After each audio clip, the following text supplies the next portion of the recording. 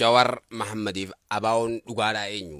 Abaa'oon dhugaa eenyu beektaa? Ijoollee shiraan dhumte tan. Ijoollee mana hidhaatitti qeensi irraa buqqa'e. Ijoollee barahaa keessatti itti taphatan. Mooyii bonfaadha. Battee faadha. Abaa'oon dhugaa. Har'oo abaa'oon warra bosona jiru anaaf.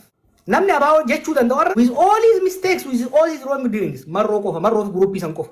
Warri sanii asii gareen qajeelaa faas gareen daawud faas biltsiginnaadha. Ummanni keenya daawud jaalachuu qajeelaa jaalachuu deeggaruu mirga qaba. Akka biltsiginnaatti deeggaruu qaba.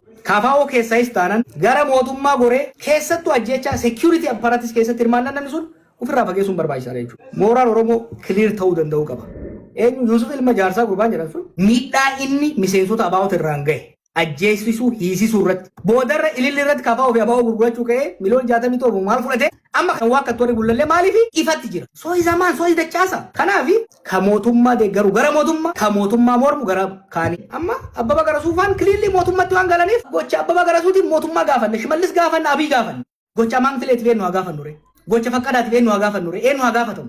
Kana wanni dhiibaa jiru. Wanni kun qabsoo Oromootiif godhu clear godhuu danda'u qaba. Lama ta'aniit tokko Asmaraa taa'e tokko Finfinnee taa'e ilmaan Oromoo taphataa ture. Har'a maal godhaa jira tokko Gullallee taa'e tokko 4 kiiloo taa'eeti maaliyaa adda addaati kubbaa gara tokkotti dhayaa jira jechuudha Oromootti. Kana tiriisuun qabu. Oromoon ka beekuu qabu har'a abaa'oon caakkaa jira. Akka warra Tigraayitti adda ba'uu qaba. Getaachoon faan Saarqanfaan clearly biltsiginna. Dabrasoon faan clearly TPLF. Maaliyaa lamaan dhumaan jiru uummanni Tigraay. Keenya garuu bargaanfatee miila lama bakka lakkoo kaayatee nama ficcisiisaa jira. Waraanni kun bakka lamaa ajajama. Gullallee fi biltsiginna haadhorraa ajajama. Maqaa fi alaabaa jala qabanii hiyyeessa ficcisiisuun dhaabachuu qaban. Pereed. Osoo hin beekin bara wayyaanii osoo hin beekin namni dhume.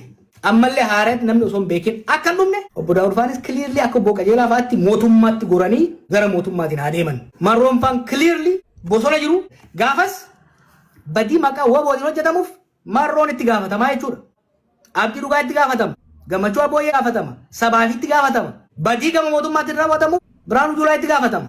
Araarsaan itti gaafatama. Clear waan ta'uuf gaafas. Warri jidduu kana deemee hojii dallaalummaa hojjetu amma Salaalee keessatti eenyu haa gaafannu qo'e. Salaalee keessatti abdii dhugaa gaafanna moo yaasoo gaafanna. Takka uumaa moo gaafanna. Salaalee amma manni hin saamamin hin jiru. Namni hin dhumin hin jiru. Saamichi kun hundi Finfinneedhaa koordineet godhama. Kanammoo intelligensii mootummaa dhibbatti beeka. Taphni maaliyaa lama uffatanii nama ajjeechisuu keessattuu kan siyaasaa rakkoon qabu. Kan nama ajjeechisu nama ficcisiisu dhaabbachuu qabu. Ani ilmi Oromoo tokko qeensa akka irraa buqqoon barbaadu. Wanni isaan ximdoo jedhanii mootummaa jala shunquqaniif akeekni isaanii tokko yoo danda'a xabii fayyadamanii marroo kana dhabamsiisanii san booda maal godhe waan akkasii taphni akkasii hin hojjetu. Ani geemii fedhee wal taphatanii marroo mootee Daawud mootee Abiyyi that's politics. Jidduu kana miskiinni dhumuun qabu. Akkaan. Dhugaan jirtullee hin tanuma yeroo ammaan kana egaa uummanni keenya waan qabatuu fi waan dhiisu wallaalee jira dhugaa dubbachuudhaaf.